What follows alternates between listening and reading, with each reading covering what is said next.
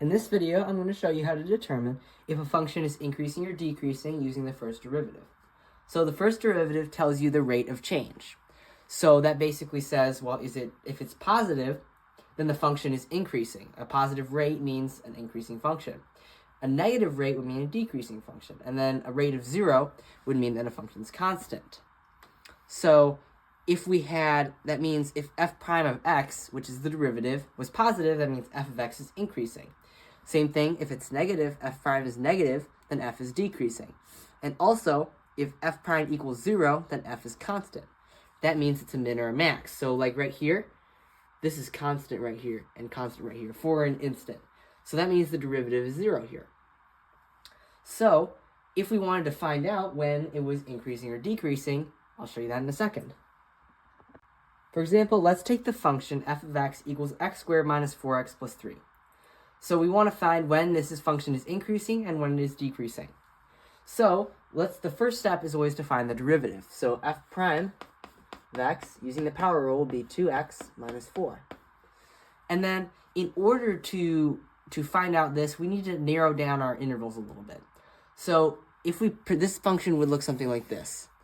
So we need to see, the best place to see where it's increasing, where it's decreasing, is to look for where it's 0.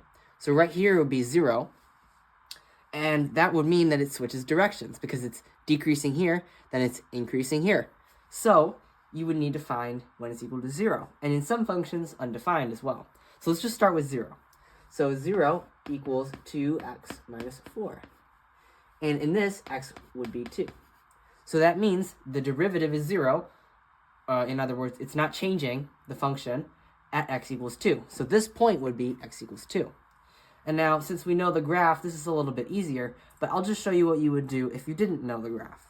So we like to make a number line here, and we'll put 2 at we call it critical point, and we want to basically just see if f prime is negative or positive on this side, and if it's negative or positive on this side. So all we have to do is we have to plug in a number that we know that is smaller than 2 and bigger than 2. So it's easy to use just negative infinity. So 2 times negative infinity would be negative infinity minus 4. So that would be negative. So it would be negative. F prime would be negative, and f would be decreasing. And then above 2, we could use 5. So you can use a value, or you can use infinity. 0 usually works really well. So we'll just say we're using 5. So 2 times 5 is bigger than 4, so therefore you use plus. And remember, when you're using this, by the way, this is increasing here. By the way, when you're using this number line strategy, you always need to plug in to the first derivative. That's an easy thing to forget. You might end up plugging into the actual function, but you'll get the wrong answer that way.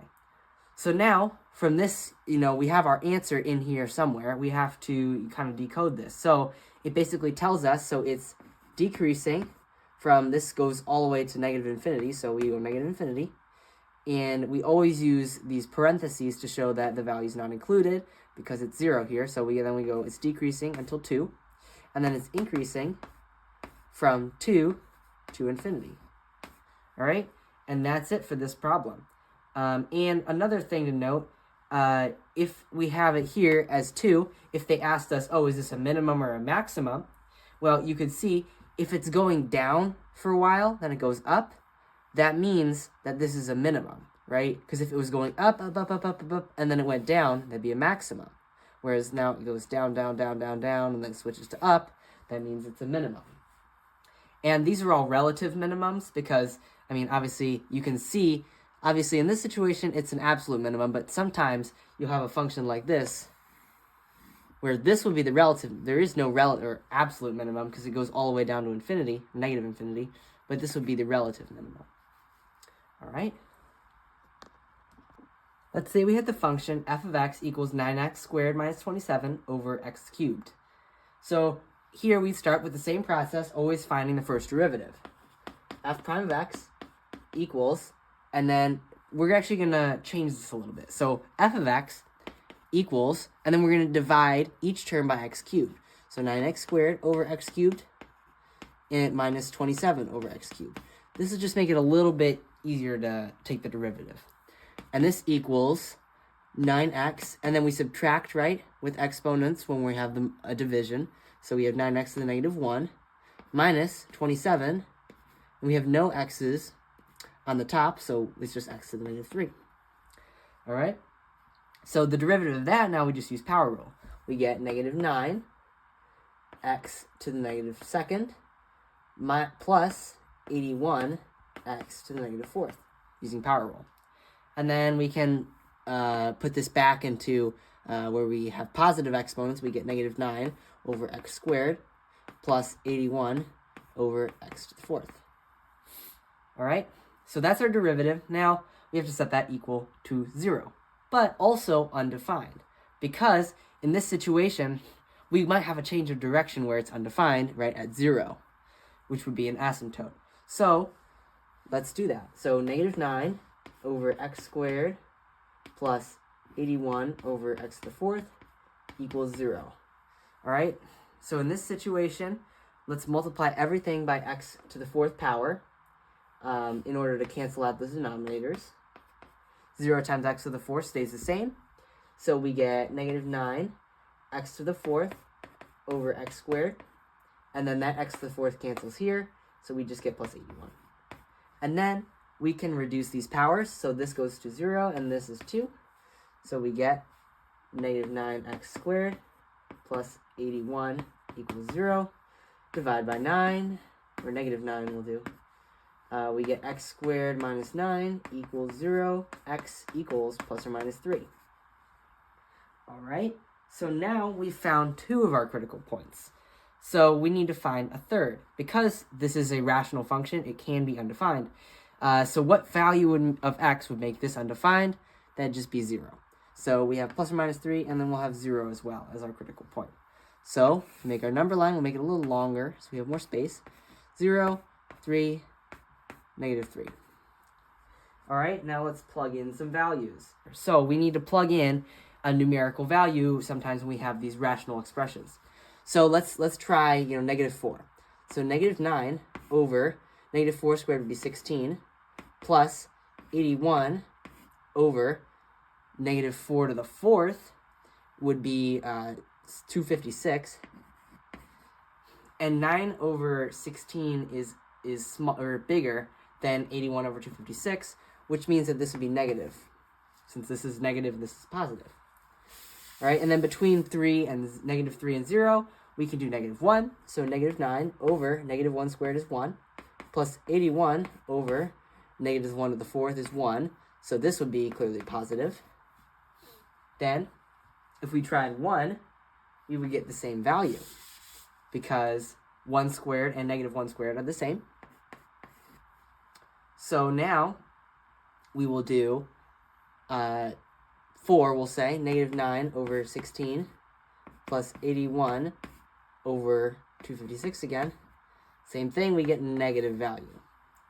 So now we have our values here. So if we have f prime is these signs and then f here, this would be decreasing, increasing, increasing, and decreasing. But now we know that at 0, we have an asymptote because we have a non-zero over 0.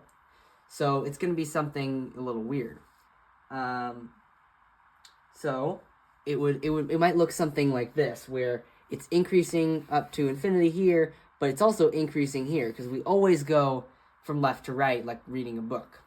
So for our intervals of increasing and decreasing, we say it's decreasing from negative infinity to negative 3. And then we do a u for union, and then 3 to infinity. And then now be careful here, when we're doing increasing, we can't just say negative 3 to 3. Because at 0 here, right, it's an asymptote, so it's undefined. So we just say negative 3 to 0, u 0 to 3. That's our answer for this one. All right, for this next problem, we have something a little bit different. So it's asking us to find the maximum value of x squared over x minus 1 on the interval negative 1 to 1/2, including both of those values. So in order to find that maximum value, we have to look at the increasing and decreasing intervals. So first step again, always find the first derivative. And for this, I will need quotient rule, so I'll do that real quick.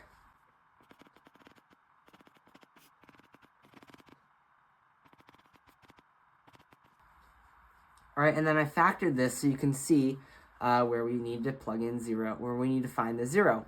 So we find it's 0 when the numerator equals 0. So x times x minus 2 equals 0. And it is undefined when the denominator equals 0. So x minus 1 squared equals 0. And for the values of these, we get our critical points at 0 and 2 here, and 1 here. Now, we can actually discard 2 and 1 because it's above that 1/2 there. So we don't need this and we don't need this. So we actually only have one critical point here at 0. And then we're going to draw clear boundaries to see where the function ends. So it's going to end there at 1/2, and it's also going to end here at -2. So I can just erase this number line here because we don't need that. It doesn't matter what it's doing outside of there. We just need the maximum value here. So in order to find the maximum value, we're going to have to use a little bit of reasoning. But first, we're going to have to find the intervals of increasing and decreasing. So we should try -1. So for -1, we'll plug that into here. So -1 times -1 minus 2, -3. We get a positive on top. Negative times negative. And on the bottom, we're always going to get a positive because it's a squared. So we're just going to have positive. So positive over positive is a positive. So f prime is increasing from -2 to 0. Then we'll try a quarter. That's between 0 and 1/2. We get 1/4 times 1/4 minus 2 is -7/4. So we get a negative on top. And that's over 1/4 minus 1 squared, always positive. So we get a negative here. And it's asking us for the maximum value. So we're looking for a maximum in this range. So we know it starts here, it increases. So that means this can't be it over here. It's always going to increase, and then it hits 0, and then it starts to decrease. So we can see here our absolute maximum value is at 0. Now, in order to find it, we're going to have to find the whole coordinate of that. So x is equal to 0, but what is y? So we can plug that into our function, our original function, to find the value. We're not going to use the derivative this time. So it'd be 0 squared over 0 minus 1, -1. That's just equal to 0. So it's 0, 0 is the absolute maximum in this range. All right, thank you for watching. If you have any more questions, please let me know. Thank you.